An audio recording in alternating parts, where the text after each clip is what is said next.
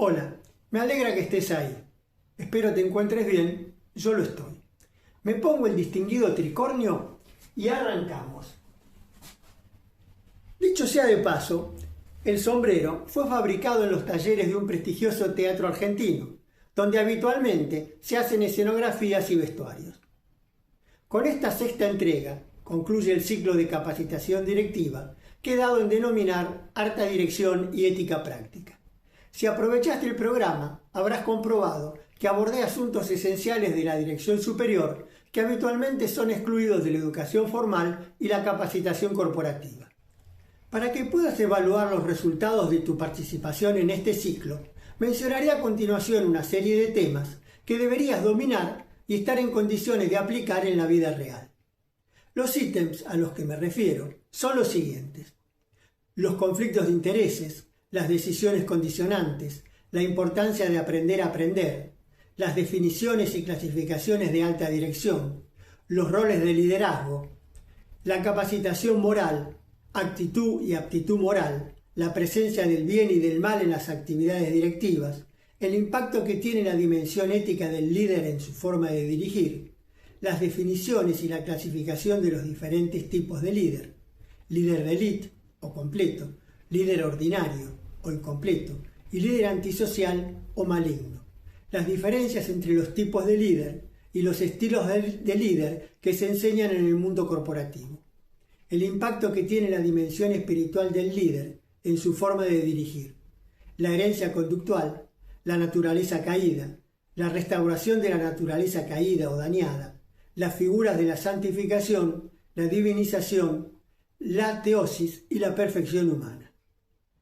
A los temas tratados en las entregas anteriores corresponde agregar los asuntos que abordaré en esta oportunidad, es decir, la importancia de la comunicación humana, los servicios de inteligencia en las organizaciones, el libre pensamiento, el pensamiento crítico, la libertad de expresión y el autoconocimiento. Comencemos.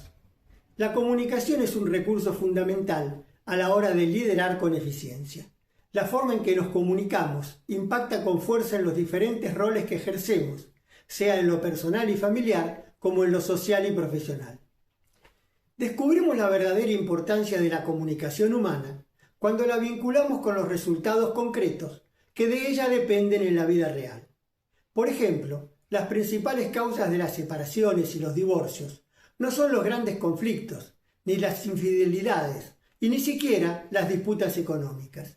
La mayoría de las rupturas matrimoniales se producen por una mala comunicación entre los cónyuges, que poco a poco convierte la convivencia en algo tortuoso e insoportable.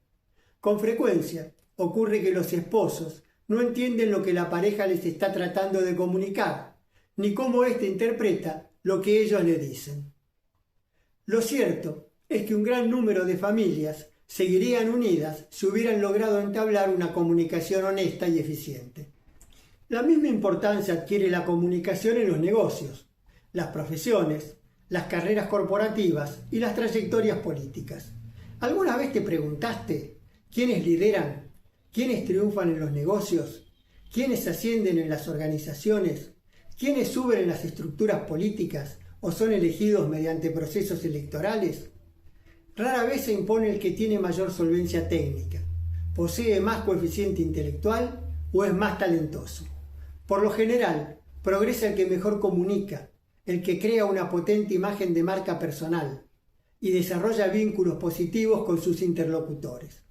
Y también, ¿por qué no decirlo?, muchos obsecuentes utilizan la comunicación para hacerle conocer al poder su disposición a las genuflexiones. Un uso indigno de la comunicación, pero altamente eficaz. Saber qué es la comunicación y algunas de sus ideas fundamentales te permitirá comprender su verdadera importancia y mejorar la forma en que te comunicas. La comunicación es el proceso mediante el cual un emisor, de manera intencional o inconsciente, transmite un mensaje a un receptor mediante un canal apto para influir, informar o generar una respuesta. Esta definición es de una inmensa riqueza.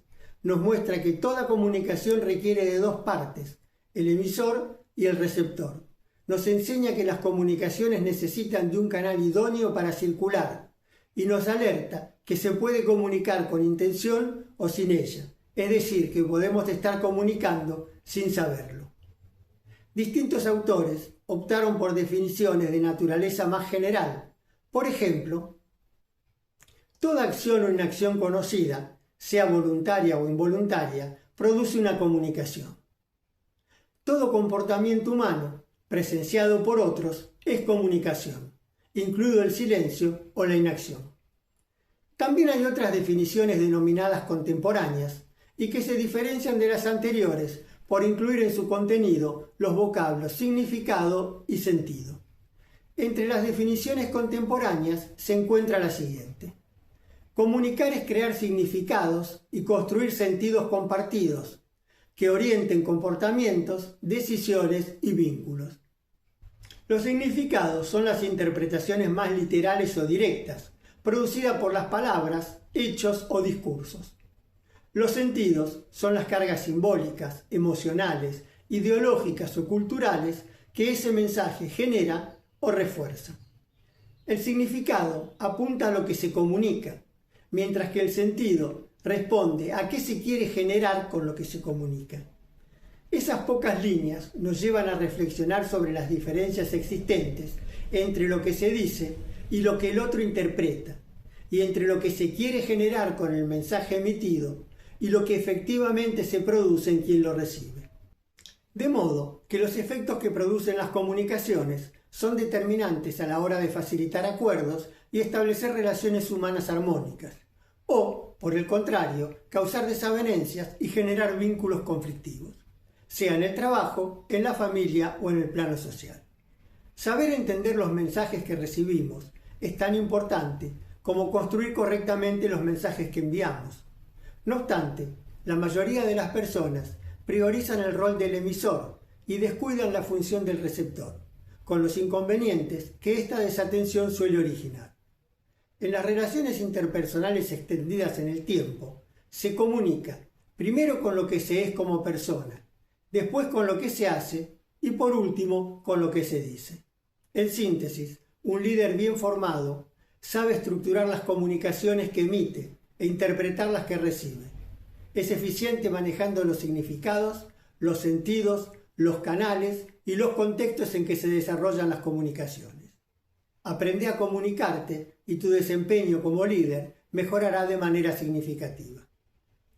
Sigamos con los servicios de inteligencia de las organizaciones. Cuando se habla de servicios de inteligencia, lo primero que viene a nuestras mentes son las grandes potencias mundiales espiándose unas a otras. Y hasta sufrimos una visión distorsionada del tema por las recreaciones fantasiosas hechas en Hollywood. Sin embargo, las tareas de inteligencia no se limitan a los intereses internos y externos de los estados nacionales. Todas las organizaciones importantes, sean administraciones públicas, empresas privadas, universidades, iglesias u órdenes masónicas, por citar solo algunas, cuentan con sistemas de inteligencia bien implementados. Incluso las pequeñas estructuras también disponen de sistemas de inteligencia, aunque sean de menor envergadura, alcance o eficiencia. Dichos sistemas de inteligencia organizacional, por lo general, se valen de los siguientes medios: los informantes internos, los controles contables, las áreas de compliance, o como se pronuncie, los software de cumplimiento, los registros públicos, los profesionales externos, las agencias de seguridad privada, la información que circula en los medios de comunicación y las publicaciones efectuadas en las redes sociales. Los medios citados permiten a las organizaciones obtener, procesar y utilizar información estratégica. La información conseguida, en primer lugar, es utilizada para mejorar la toma de decisiones. Asimismo, se la emplea para proteger las instituciones, minimizar riesgos, investigar a sus dirigentes, identificar empleados infieles, mantener el control interno y prever las movidas de los gremios. En el plano comercial y técnico se usa la inteligencia para adelantar cambios en los mercados, anticipar las acciones de los competidores y obtener información interna de los mismos. Es importante que tengas en cuenta que determinadas categorías de directivos y dirigentes o subordinados en puestos sensibles suelen ser especialmente monitoreados. Incluso hay líderes que son sometidos a trampas para probar su integridad o conocer aspectos de su vida privada. Con los resultados de las investigaciones realizadas, eventualmente los líderes son amenazados o irradiados. Y ojo con esto, porque unas veces echan a los corruptos y otras desplazan a los honestos que no pueden ser extorsionados, manipulados o incorporados a las bandas. Así como la información confiable es vital para las instituciones, también lo es para los genuinos intereses de quienes conducen. De modo que no es de extrañar que los directivos implementen su propia inteligencia y contrainteligencia. Sin perjuicio de lo dicho, en ocasiones la información disponible, tanto la organizacional como la obtenida por cuenta propia, es usada por los líderes para manipular y obtener beneficios ilegítimos. Por lo tanto, también hay que resguardarse de estas situaciones. La dimensión moral de los directivos juega un papel clave a la hora de determinar el manejo que hacen de la información disponible. Para hacer más complejo este asunto, los servicios de inteligencia estatal suelen infiltrar las corporaciones públicas y privadas que manejan información de su interés y caminar a sus dirigentes a ver qué encuentran. Sigamos con la libertad de pensamiento. El libre pensamiento es la capacidad de formar ideas y juicios propios a partir de la razón y la experiencia, sin sometimientos intelectuales o emocionales de ningún tipo. El libre pensamiento es inmune a los dogmas, las tradiciones, las culturas, las contraculturas, las manipulaciones y las imposiciones de los puntos de vista políticamente correctos. Un libre pensador suele utilizar ritos y rituales con la finalidad de guiar su evolución moral y espiritual. Lo hace con plena conciencia de que los textos rituales narran mitos y leyendas, plantean misterios y en ningún caso transmiten verdades históricas incuestionables. El libre pensador solo valida los criterios que pasan la prueba de su tamiz intelectual. Su compromiso con la verdad es indeclinable. El libre pensamiento reivindica la independencia del juicio humano frente a cualquier forma de programación ideológica, política o religiosa. Cualquier pensamiento individual no es libre. El libre pensamiento requiere determinadas capacidades del sujeto que piensa. No basta con querer pensar libremente para ser un libre pensador. Tampoco alcanza con autopercibirse libre pensador para serlo. El libre pensamiento requiere de un importante trabajo intelectual, emocional, moral y espiritual. Para alcanzar el libre pensamiento, primero hay que asumir que fuimos modelados por la familia, la educación formal, la política, el mercado, los medios de comunicación, la cultura, la religión y las diversas ideologías a las que hayamos estado expuestos, entre otras cuestiones. Nadie empieza de cero. Cargamos con la herencia generacional, sobre la cual se cimientan los valores y las creencias que recibimos en nuestra formación y modelado. La clave está en tomar conciencia e identificar los moldes o patrones de pensamiento que utilizamos. Luego, compararlos con otras perspectivas y criterios que confronten con esos puntos de vista. Por último, someter los diferentes relatos a profundas meditaciones hasta decidir qué habremos de validar de acuerdo con nuestro propio razonamiento. Alcanzar el libre pensamiento nos obliga a dudar, a cuestionar todos nuestros puntos de vista. Además, nos exige completar la formación que recibimos, ingresar en un camino de aprendizaje permanente y contrastar los conocimientos adquiridos con las enseñanzas de la historia, con nuestras experiencias y con las experiencias ajenas que conocemos. Y, por supuesto, el libre pensamiento demanda tener el coraje de sostener las convicciones personales, incluso si van en contra de las imposiciones del sistema. Por ejemplo, es imposible adherir libremente al socialismo o al liberalismo sin antes estudiar ambas doctrinas desde lo político, lo económico, lo filosófico, lo moral y lo espiritual. Si eres socialista o liberal sin haber estudiado la otra ideología, no eres un libre pensador, sino una víctima de un pensamiento único impuesto en determinado lugar y momento. El libre pensamiento es el vehículo que permite ir en busca de la verdad y es una pieza imprescindible para el ejercicio del libre albedrío, facultad que Dios le otorgó en exclusividad al ser humano. De ahí la enorme importancia que tiene el libre pensamiento para el desarrollo personal. En consecuencia, por definición, un líder de élite es un libre pensador que busca la verdad y hace un buen uso de su libre albedrío. De lo que se desprende que el libre pensamiento se anula mediante el adoctrinamiento y el condicionamiento emocional de las personas. Y por ende, debemos estar atentos para impedir que se nos adoctrine en los ámbitos en los que nos desenvolvemos habitualmente. Vayamos a la libertad de expresión, que es un tema complementario de la libertad de pensamiento y que adquiere singular importancia en los tiempos en que vivimos. La libertad de expresión es el derecho de las personas a manifestar públicamente sus valores, sus creencias, sus ideas, sus opiniones y sus informaciones a través de los distintos medios de comunicación disponibles, y de hacerlo sin censura previa y sin más límites que los establecidos para proteger los derechos de terceros, la seguridad pública o el orden democrático. La libertad de expresión no se reduce a la mera ausencia de censura estatal. Implica también la posibilidad real de acceder a medios y canales de comunicación, de participar en el debate público en condiciones de igualdad y de recibir información plural. En los hechos, la libertad de expresión sufre graves limitaciones, aún en países democráticos, e incluso puertas adentro de organizaciones que promueven la fe y el amor fraterno. Los mecanismos mediante los cuales se coarta la libertad de expresión son múltiples.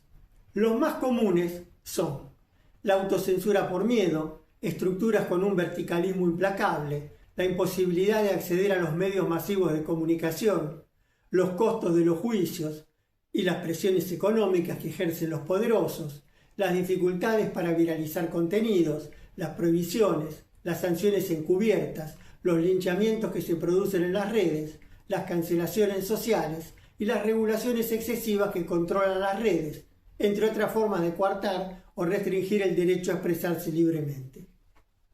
De una u otra manera, la libertad de expresión se ve limitada o cercenada. Queda convertida en una utopía más de las tantas que conviven en los distintos sistemas de poder. En consecuencia, los sujetos que expresan libremente un pensamiento contrario a los intereses de las cúpulas sufren cancelaciones, traspiés económicos de importancia o ven truncadas sus carreras profesionales. En los casos extremos, con grandes intereses en juego, también nos encontramos con una serie de muertes dudosas que abonan las crónicas policiales. Lo dicho aplica en el campo de la política, los negocios, la divulgación científica, la enseñanza, las religiones y también en algunas masonerías. Por lo tanto, y salvo para algunos puestos de asesoramiento, el libre pensamiento y la libre expresión son cualidades que el mundo corporativo rechaza. Sin dudas, en el ámbito de las organizaciones, públicas o privadas, se prefieren colaboradores obedientes, disciplinados y modelados a su imagen y semejanza. En los espacios corporativos suele ser de utilidad el refrán que reza: por dentro como quieras, por fuera como los demás. El líder de élite conoce el paño y no obra con hipocresía ni dobleces, pero tampoco se suicida políticamente. No pierde su lugar para que un canalla lo ocupe y se dedique alegremente a sembrar el mal. El líder de élite se comunica con destreza, sabe qué decir, cuándo y cómo decirlo, y sobre todo, sabe cuándo y qué callar. Aprende el arte del silencio, no seas ingenuo. Sigamos con el pensamiento crítico. El pensamiento crítico es la capacidad de analizar y evaluar la información con lógica y fundamento. Pensar con sentido crítico nos permite diferenciar los hechos de las opiniones y detectar los intereses que se ocultan en los distintos relatos. De igual forma, el pensamiento crítico nos da la posibilidad de advertir los conflictos de intereses y los beneficios económicos no explicitados en los asuntos bajo análisis. No se trata solo de revisar argumentos, sino también de buscar los datos y seguir el curso del dinero. Preguntarse quiénes ganan y quiénes pierden con determinada idea, propuesta o decisión. ¿Qué cajas se habilitan o benefician con los cursos de acción bajo análisis? Estas preguntas suelen mostrar los intereses subyacentes detrás de propuestas supuestamente solidarias, filantrópicas o promotoras del bien común. Ejercer el pensamiento crítico exige verificar evidencias, detectar falacias, ponderar pros y contras y reconocer todos los intereses en juego. Asimismo, impide aceptar algo porque es la posición mayoritaria, una moda o una postura vanguardista. De la misma manera, el pensamiento crítico impide rechazar un punto de vista por prejuicios, porque no me gusta el sector que lo propuso o por cualquier otra razón carente de fundamentos sólidos. Los análisis razonados son el único camino que tenemos para construir una visión objetiva de la realidad y ser menos vulnerables a las manipulaciones de los poderes establecidos. En mi experiencia, son verdaderas excepciones los relatos que se le presentan al público en los que prevalece la ética, la equidad y la verdad, por sobre los intereses de las corporaciones involucradas o las conveniencias de sus dirigentes. Continuemos con el autoconocimiento. El vocablo autoconocimiento significa tener conciencia de uno mismo, saberse a sí mismo, conocer la propia persona. El autoconocimiento como capacidad es la facultad que tiene una persona para observarse y comprenderse a sí misma. Implica la habilidad de reconocer pensamientos, emociones, motivaciones y acciones. El autoconocimiento como proceso es el camino de exploración y reflexión continua por el cual una persona va descubriendo su identidad y profundizando en los elementos que la definen. Estos elementos son valores, creencias, limitaciones, talentos y propósitos. El autoconocimiento no se alcanza mediante un único proceso, sino que se construye a través de la reiteración de análisis y experiencias recogidas a lo largo del tiempo. Además, el autoconocimiento es una realidad dinámica en la que vamos teniendo cambios, de modo que lo que hoy sabemos de nosotros mañana puede resultar parcial o estar desactualizado. El autoconocimiento es un viaje por los distintos planos del ser humano que nos lleva a saber sobre nuestro cuerpo, alma, mente, espíritu y conciencia.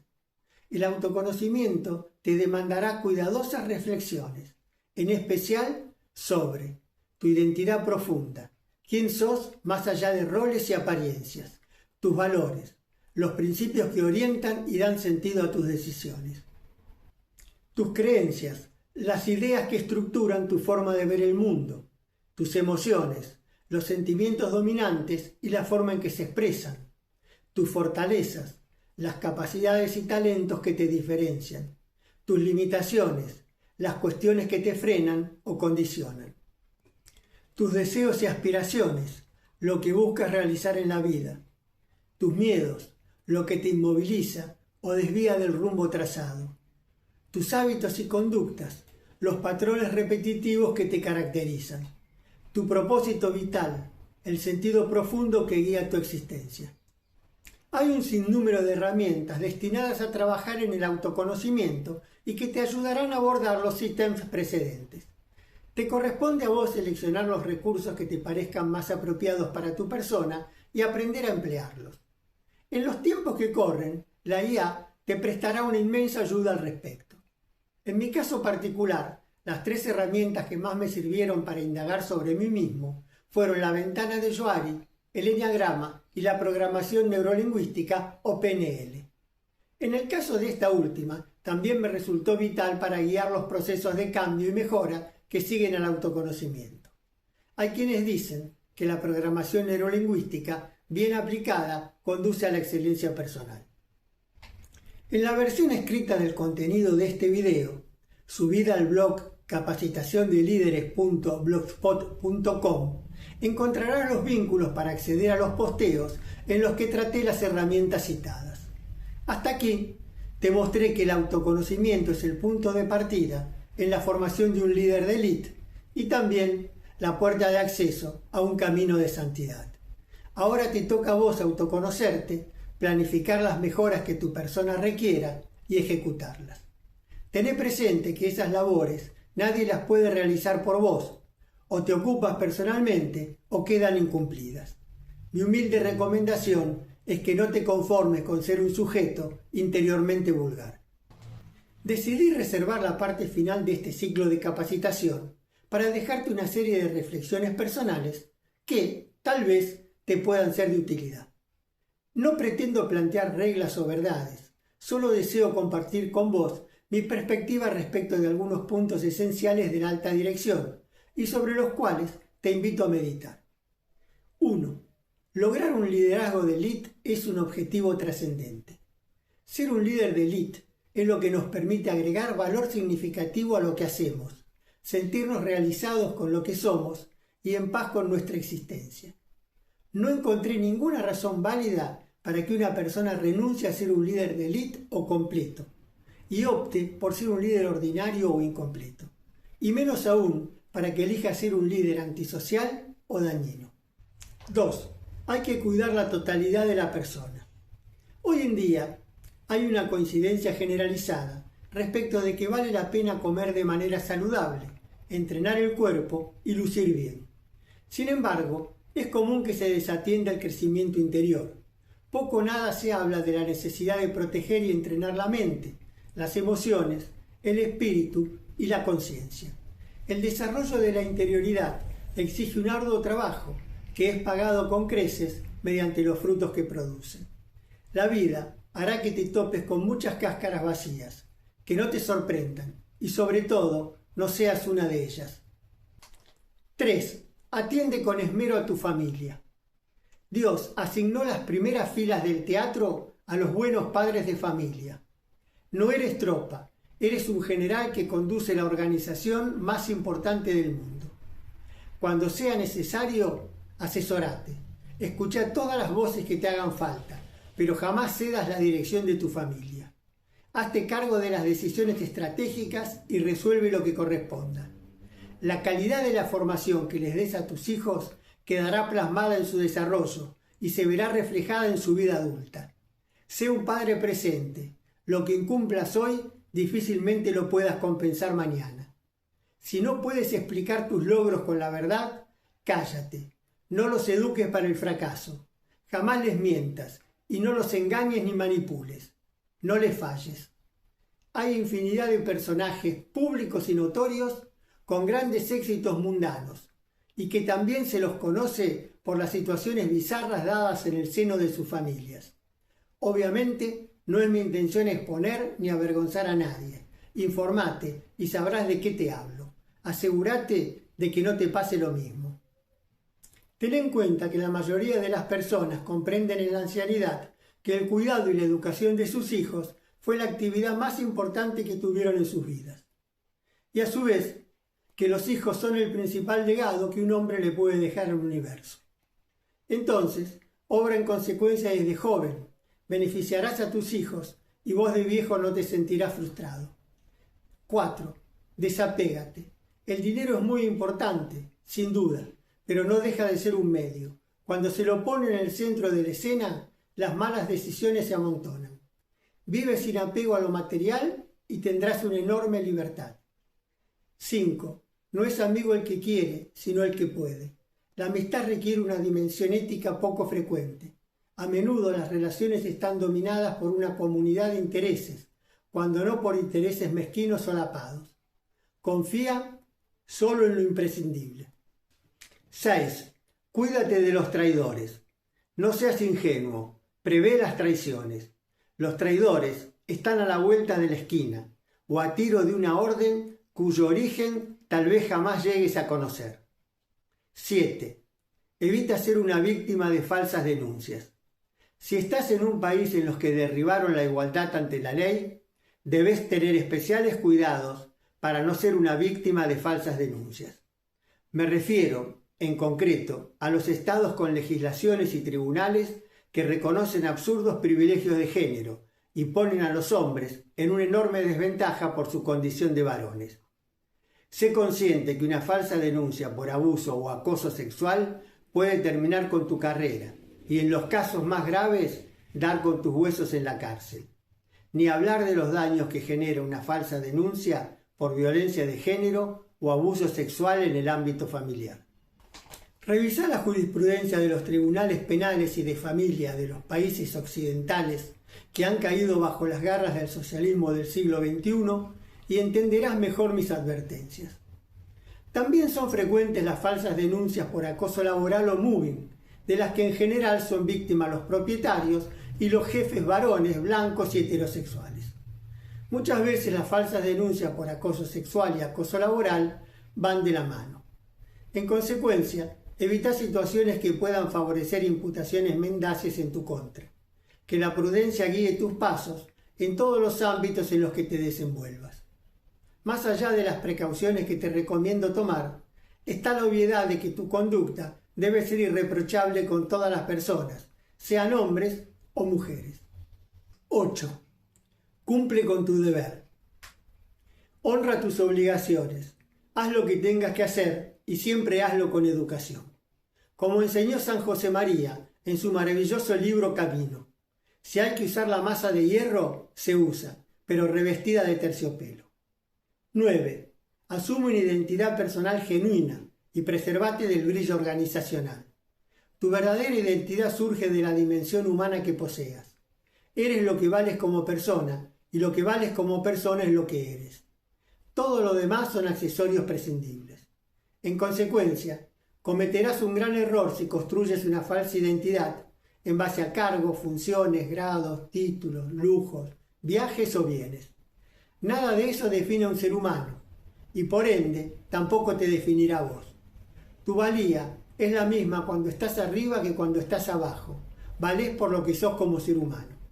En todo momento actúa con humildad, integridad y trascendencia, al margen de cualquier posición circunstancial.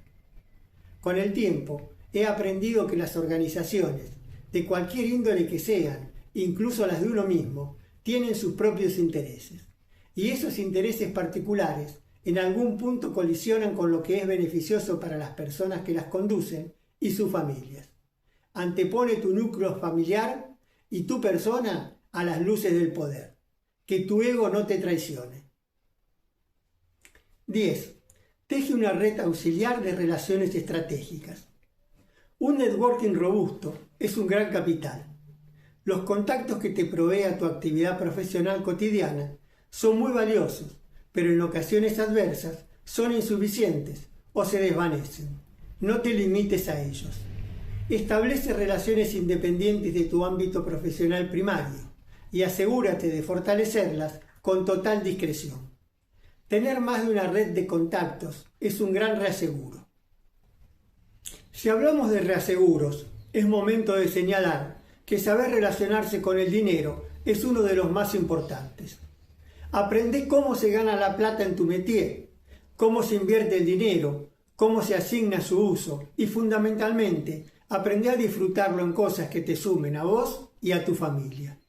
Entendé que es prudente escuchar a los abogados y a los expertos en finanzas antes de hacer las cosas y no cuando los zafarranchos ya están hechos. Toma los recaudos necesarios para impedir que tus socios o tu cónyuge se terminen quedando con el fruto de tus esforzadas jornadas de trabajo que realizaste durante años o seguramente realizarás en el futuro. 11. Sé consistente en el uso de un código moral reconocido. Ciñe tu conducta a las prescripciones de una ley moral que a lo largo del tiempo haya demostrado ser eficiente. Si prescindes de usar un código moral probado, difícilmente alcances un desempeño ético destacado. 12. La muerte es parte de la vida. Reflexiona regularmente sobre la finitud de la existencia humana y estarás dando pasos indispensables para tu avance moral y espiritual. Es importante advertirte que no es lo mismo reflexionar sobre la finitud de la vida y meditar sobre la muerte física que prepararse para morir. Cuando trabajes sobre la muerte en este plano, cuídate de no excederte, porque cada etapa de la vida permite un grado de profundidad en los trabajos, y extralimitarse nunca es gratuito. 13. Disquisiciones para muchachos solteros. En el marco de la dirección personal, el matrimonio es una de las decisiones condicionantes más importantes que habrás de tomar. Adopta los recaudos necesarios para no equivocarte. Un matrimonio sólido es imprescindible para enfrentar con éxito las muchas y duras pruebas que encontrarás a tu paso. Una buena esposa es una bendición para toda la vida y una mala, una maldición sin límites.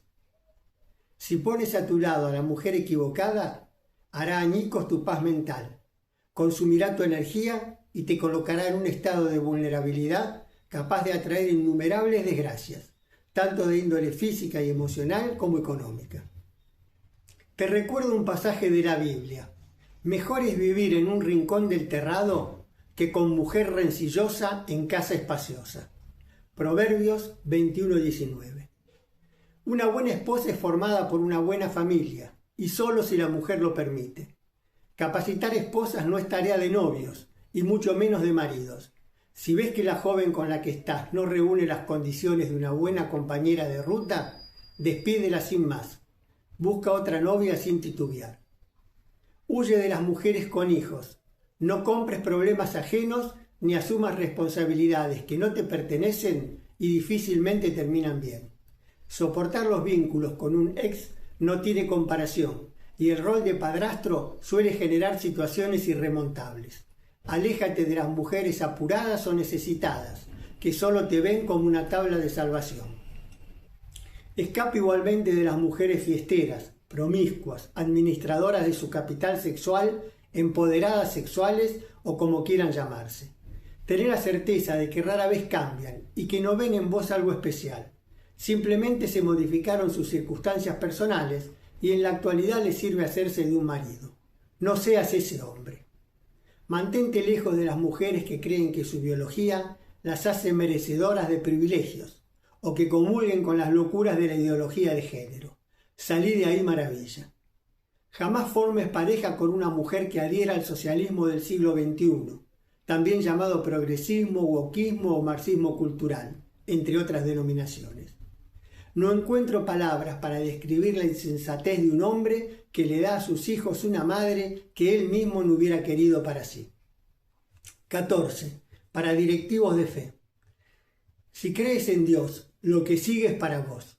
Sin temor a equivocarme, te sugiero que no limites tus capacidades directivas a tus fuerzas humanas.